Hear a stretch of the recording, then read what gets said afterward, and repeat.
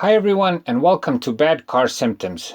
In this video you'll see some of the most common symptoms of a bad ball joint. The ball joint is one of the main parts that connects your car's wheels to the rest of the suspension. So noticing a ball joint problem on time is very important. Stay tuned. Bad car symptoms. Before we start, we would also recommend watching our video about a bad tie rod.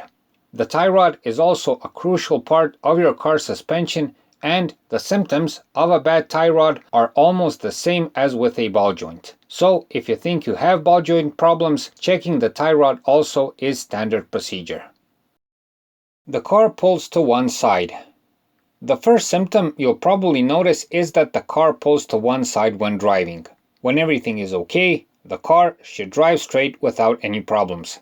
With a bad ball joint, the car will be going slightly right and left all the time, and you'll constantly have to adjust with the steering wheel. At first, it will be barely noticeable. Later, the car will be all over the road. A clicking and clunking sound coming from the suspension. As you drive with a bad ball joint, you'll hear a clicking sound from the front suspension, especially when you go over speed bumps or potholes, for instance. The steering is not precise. You'll constantly need to make adjustments while driving to keep the car straight on the road. You'll easily notice this symptom because the normal, sharp and instant reaction of the steering wheel when driving will be missing. Instead, the steering will be like jelly, so to speak. Uneven tire wear. An early sign of trouble with a bad ball joint is uneven tire wear. If you see that one side of the tire tread is worn out more than the other, you must inspect the suspension. It's worthy knowing that besides the ball joint, there may be other problems if you have uneven tire wear. A shaking steering wheel. The final symptom of a bad ball joint on this list that will certainly warn of trouble is a shaky steering wheel.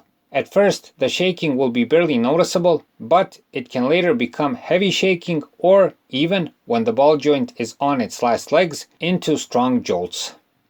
The moment you notice any of these symptoms of a bad ball joint, make an inspection of the front suspension or drive your car to the mechanic. If you neglect these problems and the ball joint completely fails, know that the wheel may partially disconnect from the rest of the suspension and you lose control over the car while driving. So noticing these symptoms is a major matter of safety. So that's it for this time. We hope the video helps. Please like and subscribe. It's a huge help for what we're doing. Thanks for watching and thanks for your time.